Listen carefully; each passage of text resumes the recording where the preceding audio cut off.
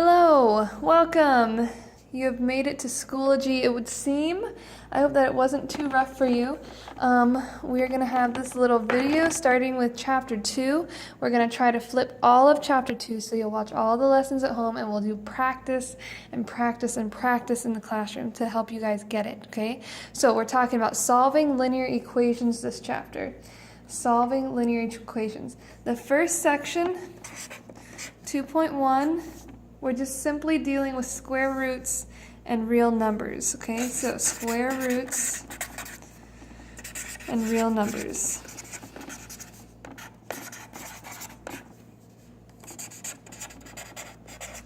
Square roots and real numbers, okay?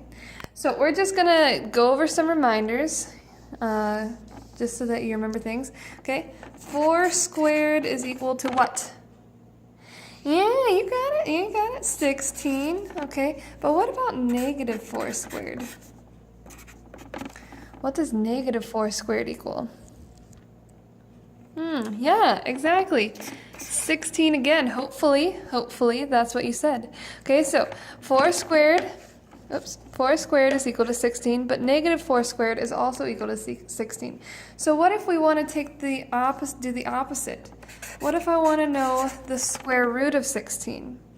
Well, the square root of 16 is whatever number this is right here.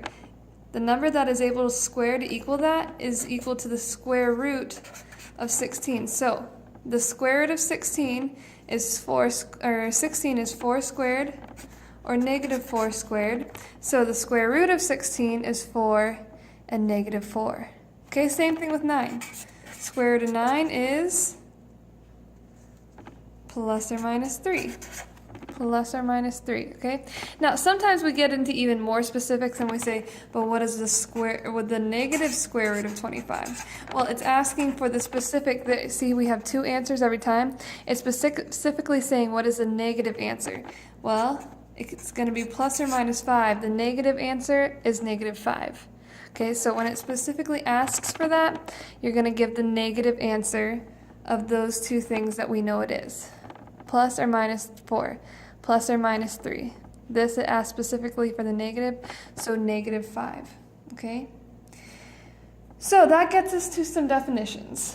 That takes us to some definitions. What is a square root? Go ahead and make sure you're writing this stuff down.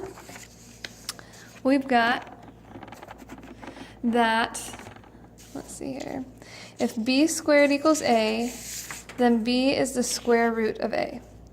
If b squared equals a, then b is the square root of a. Okay, so all that is saying is if 3 squared equals 9, then 3 is the square root of 9. If negative 3 squared equals 9, then negative 3 is equal to the square root of 9. Okay, that's all that's saying. That's what it is in an example. If b squared equals a, then b is the square root of a. 3 squared equals 9, so 3 is the square root of 9. Negative 3 squared equals 9, so negative 3 is the square root of 9. Okay? Now, so make sure you got that down. Now we have another definition. Inside of that square root symbol is called the radicand, okay? So the square root of a, this guy out here is the radical symbol,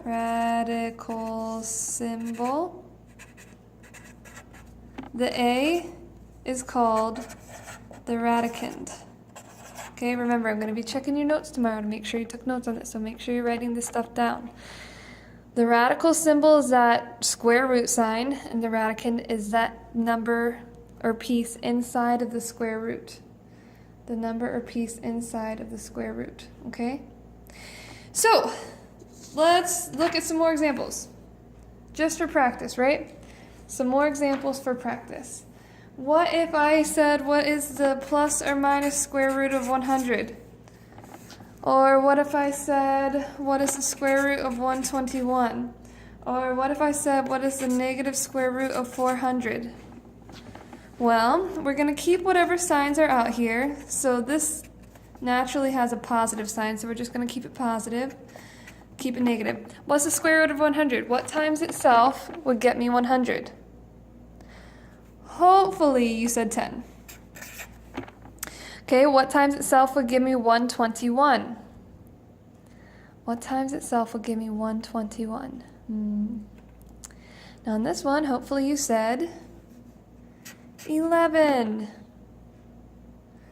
And then what times itself will give me negative square root of 400? The negative square root of 400? Well, negative 20 times 20 is 400. Okay? So there's evaluating square roots. And each of these, notice how they all became perfect integers. 10, 11, 20. Each of these are what we call a perfect square. Okay, so a perfect square, let's see. We'll cover that bottom part here. A perfect square is the square of an integer. Okay, we're going to get to integer in a few minutes, but an integer is like 3. So 3 squared is 9. 9 is a perfect square. 6 squared is 36. 36 is a perfect square. 7 squared is 49. 49 is a perfect square. Okay, so anytime you square an integer, negative 9 squared equals 81. 81 is a perfect square. Anytime you square an integer, the square of an integer, anytime you square an integer, that number that pops out is going to be a perfect square. So if I want to take the square root of 9, I'm going to get 3. If I want to take the square root of 36, I'm going to get 6, or negative 6, right? If I want to take the square root of 49, I'm going to get 7. Square root of 81, I'm going to get positive or negative 9.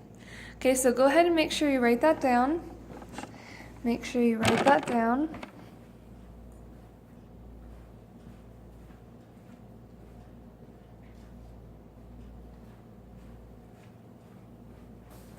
Now, you need to know perfect squares, which means we're going to have them memorized.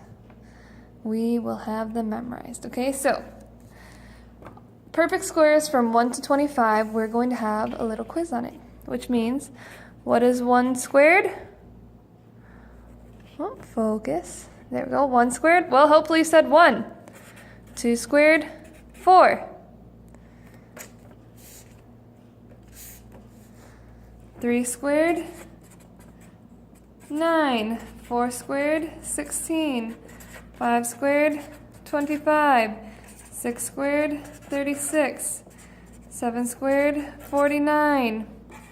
8 squared, 64. 9 squared, 81. 10 squared, 100. 11 squared, 121. 12 squared, 144. 13 squared, 169. 14 squared, 196. Oh, that's handy. Let's see here. 15 squared, 225. 16 squared, 256. 17 squared, well, this one's a fun one because it's 289, right? 7, 8, 9, 289. 18 squared is also a fun one. 18 squared is 324. 3 times 8 is 24. 4 times 8 is 32. Oh, okay. Okay, 19 squared, we got 361. 20 squared, back to an easy one, 400. 21 squared is the opposite of 12 squared. 12 is 144. 21 is 441. 22 squared is 484. Okay, now we start getting into the ones that we're less familiar with. 23 squared is 529. We have 2 more that we're going to go over. 24. 24 squared is 576. And 25 squared is 625. Okay, so you're going to have all these memorized. Okay, we'll work on it together in class, but we're going to have a quiz by the end of the week over these, because we are going to use them in our next example. Because we don't always have perfect squares. Life isn't always perfect, is it? No, sadly not. So, because of that, we're going to have things that aren't perfect squares, that aren't these numbers right here. So we have to approximate. Okay, so let's look at our next problem. Our next problem says, the top of a square box has an area of 320 square inches. Approximate the side length of the box top to the nearest inch. Okay, so the box, it said, is 320 inches. Notice I'm writing what I know down. Okay, so it's 320 inches. Okay, it says that's the area. Okay, that's the area. Well, we know that the area of a square is A equals S squared. Oops, not as. A equals S squared. Okay, so that means that 320 is equal to S squared. It said approximate the side length. So in order to get S squared by itself, I'm going to take the square root of both sides. Okay, that cancels out that square, so I'm just left with S. Now, do I know the square root of 320? Is it any of these? 289, 324, uh-oh. So it's not a perfect square, is it? But it's in between these two. Okay, so when you are trying to find the approximation of a square root, what you're going to do is you're going to say, okay, 320 is in between what two square roots? Is in between what two square roots, okay? So we have 320 is between 324 and 289. 324 and 289. Now, we're still trying to approximate it. Remember, this one is 18 squared. This one is 17 squared. So we're trying to approximate it. Which one is it closer to?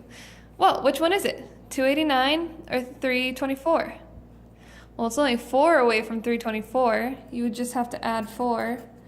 Over here, you would have to subtract, what, 20, 30, 31? So it's definitely closer to which side? 324. So my side length is approximately, we're going to do the double bacon because it's just an approximation. The square root of 320 is closest to 18. Make our label inches. 18 inches. Okay, so let's just practice that general idea, okay? Let's just get some practice in here. Okay, maybe we could even get like a different colored marker going on, get away from this pink, maybe get in some, what do you think, blue? Okay, so what about the square root of, where's the top? The square root of 32. Square root of 32. Well, like I said earlier, this one is a little easier, but we have to find what surrounds it, because 32 isn't on our list. So we have to find what surrounds it. Okay, well, let's see here. We've got 1, 4, 9, 16, 25, 36. There we go. Okay, so 25 and 36 surround it. Okay, so in order to get from 32 to 36, what did we have to add? We added 4, right? In order to get from 32 to 25, what did we have to subtract? Minus 7, right? Okay. Which one is it closer to? Hopefully you said the plus 4. So the square root of 32 is closest to the square root of 36, which equals 6. There's my approximation of the square root of 32. Okay, try these two really quick. Let's see here. I'll just do 102 and negative square root of 350. Negative square root of 350. Okay, so go ahead and pause the video and try those really quickly.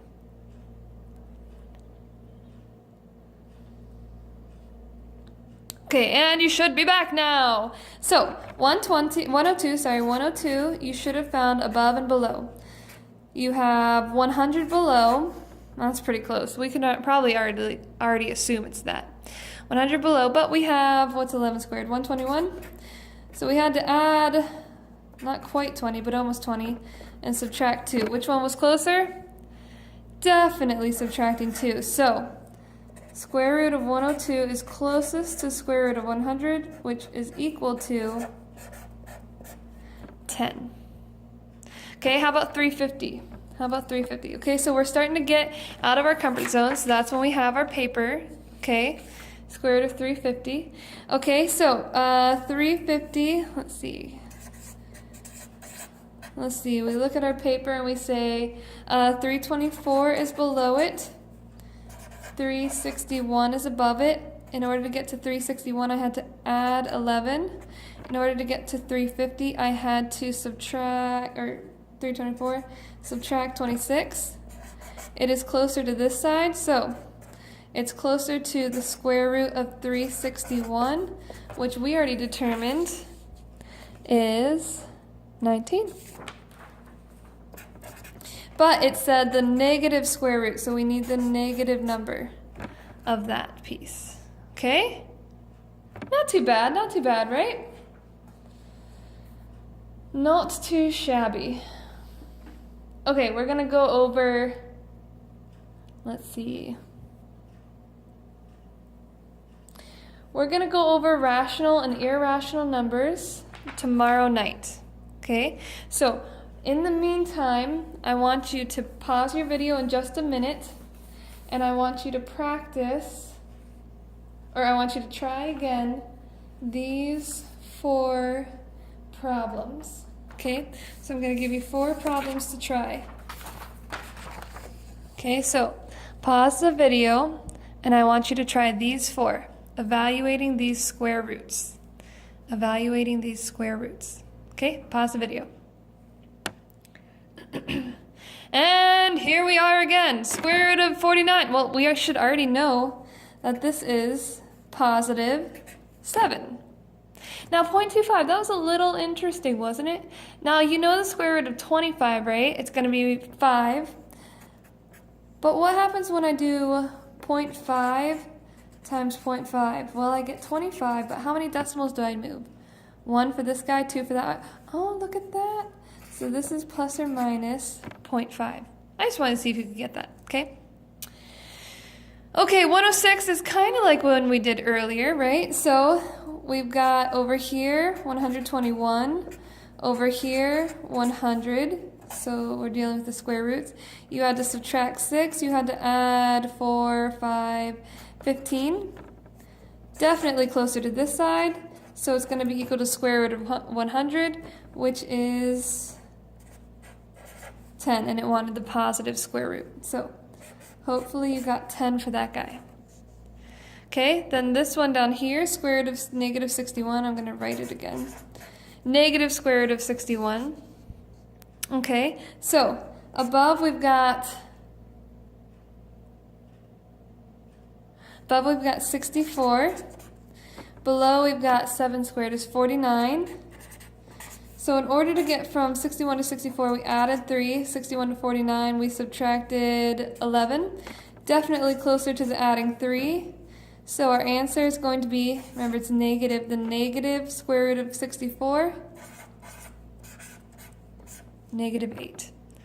Okay, so hopefully you come tomorrow ready to practice that stuff. We'll watch the second part of the video tomorrow night and get the rest of this lesson. I'll see you later. Have a great night.